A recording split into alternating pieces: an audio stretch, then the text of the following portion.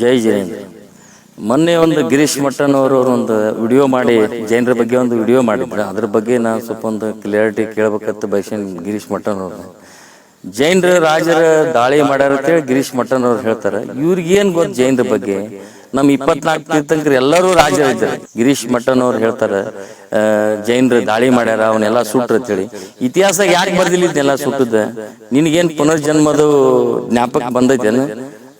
ಜೈನರ ರಾಜರ ಕಡೆ land lord ಕಡೆ ನಮ್ಮ ಹೆಂಗಸರ್ನ ಕಳಿಸ್ತಿದ್ರು ಅಂತ ಹೇಳಕ್ಕ ನಿನಗೇನ್ ಪುನರ್ಜನ್ಮ ನೆನಪಾಗಿ ನಿಮ್ ತಾಯಿನೋ ನಿಮ್ ತಂಗಿನೋ ನಿಮ್ ಹೆಂಡತಿನೋ ಕಳಿಸಿದ್ದು ಏನ್ ನೆನಪದು ಆಗೈತಿ ಅಂಬಲ್ ಗಿರೀಶ್ ಮಟ್ಟನ್ ಅವ್ರಿಗೆ ಅನಿಸೈತಿ ನನಗೆ. ಯಾಕಂದ್ರೆ ಜೈನರು ನಾವು ಬಹಳ ಶಾಂತಿ ಪ್ರಿಯರು.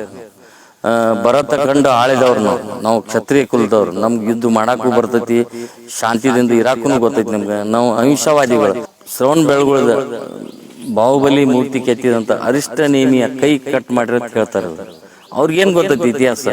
ಚಾವುಂಡರಾಯರು ಆ ಮೂರ್ತಿ ಕೆತ್ತಿರ್ಬೇಕು, ಆ ಬೆಟ್ಟದಲ್ಲಿ ಎಷ್ಟು ಕಲ್ಲು ಉಳಿದಿತ್ತಲ್ಲ ಅಷ್ಟು ಅದ್ರ ತೂಕದಷ್ಟು ಬಂಗಾರ ಅವಂಗ ಅರಿಷ್ಟ ನೇಮಿಗೆ ದಾನ ರೂಪದಲ್ಲಿ ಕೊಟ್ಟಿದ್ರು ನಮ್ ಚಾವುಂಡರಾಯರು. ಅದ್ ಯಾಕೆ ಹೇಳಂಗಿಲ್ಲ ಇವರು ಕೈ ಕಟ್ ಮಾಡಿರ್ತಿ? ಎಲ್ಲಿ ಯಾವ ಇತಿಹಾಸ ಐತಿ ಕೈ ಕಟ್ ಮಾಡಿದ್ದ?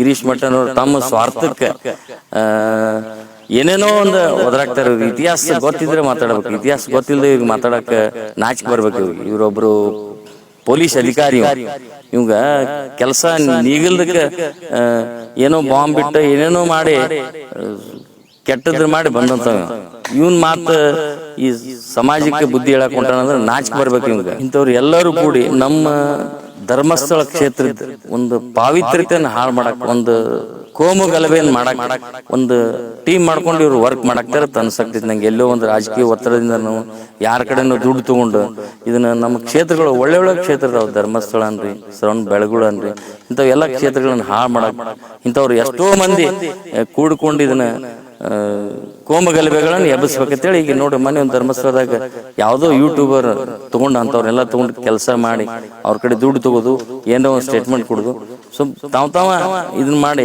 ಈ ನಮ್ಮ ಕ್ಷೇತ್ರಗಳನ್ನೆಲ್ಲ ಹಾಳು ಮಾಡ್ಬೇಕು. ಹಾಳು ಮಾಡಿ ಯಾರ್ದೋ ಒಂದು ವಶ ಕೊಡ್ಬೇಕಂತೇಳಿ ಇವ್ರು ತಲೆಯಾಗ ಬಂದು ಏನೋ ಮಾಡಾಕ್ತಾರೆ. ಮೊದಲು ಇತಿಹಾಸ ನೋಡ್ರಿ ನೀವು, ನಾವು ಎಷ್ಟು ರಾಜರಿದ್ರಲ್ಲ, ಎಲ್ಲರೂ ಪವರ್ಫುಲ್ ಇದ್ರು ನಮ್ಮ ರಾಜರು. ಅಂತ ಇದ್ದ ಟೈಮ್ದಾಗ ಈ ಸನ್ಯಾಸೋತ್ತನ ಎಲ್ಲಾ ತೀರ್ಥಂಕರು ವೈರಾಗ್ಯ ಬಂದ ರಾಜ್ಯಗಳನ್ನ ಬಿಟ್ಟು ಸನ್ಯಾಸೋತ್ವ ಸ್ವೀಕಾರ ಮಾಡಿದಂಥವ್ರು ನಾವು. ಅಂತ ಮನುಷ್ಯನವ್ರು ನಾವು. ಈ ಗಿರೀಶ್ ಮಟ್ಟನ್ ಹೇಳ್ತಾರೆ ಬಹಳ ಕ್ರೂರ ಇದ್ರಂತೇಳಿ. ಕ್ರೂರತೆ ನಮ್ಮಲ್ಲಿ ಜೈನರಲ್ಲಿ ಯಾವಾಗೂ ಇಲ್ಲ.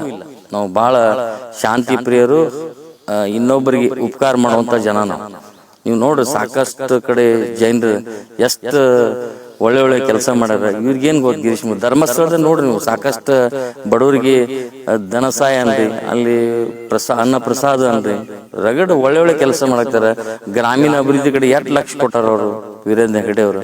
ಅಂತವ್ರ ಮ್ಯಾಗ ಏನೇನೋ ಸುಳ್ಳು ಅಪವಾದ ಮಾಡುದು, ಅದೆಲ್ಲ ಇವ್ರಿಗೆ ಒಂದು ದುಡ್ಡಿನ ಆಸೆಗೋ ಅಥವಾ ಆ ಕ್ಷೇತ್ರನ ವಶ ಮಾಡ್ಕೋಬೇಕಂತೇಳಿ ಏನೇನೋ ಮಾಡಾಕ್ತಾರ. ಅದು ಸರಿಯಲ್ಲ. ಜೈನರು ಮತ್ತು ಹಿಂದೂಗಳು ಸೌಹಾರ್ದಯುತವಾಗಿ ಸಮಾಜದಾಗ ಬದುಕಾಕತ್ತಿದ್ವಿ ನಾವು. ಅವರು ಹೊಂದಾಣಿಕೆ ಅದೀವಿ. ಈಗ ಅದನ್ನ ಏನೋ ನೀವು ಹಾಳು ಮಾಡಕ್ ಏನೇನೋ ಸೃಷ್ಟಿ ಮಾಡಾಕ್ತೀರಿ, ಅದು ಸರಿಯಲ್ಲ.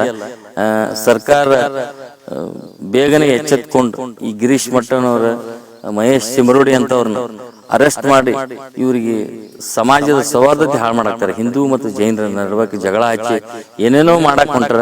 ಅದನ್ನ ಸರ್ಕಾರ ಎಚ್ಚೆತ್ಕೊಂಡು ಅಂತವ್ರ ಮ್ಯಾಗ ಕೇಸ್ ಮಾಡಿ ಅವ್ರ ಅರೆಸ್ಟ್ ಮಾಡಿ ಒಳಗೆ ಹಾಕ್ಬೇಕಂತ ಒಂದು ಸರ್ಕಾರಕ್ಕೆ ನಾವು ಮನವಿ ಮಾಡ್ತೀವಿ.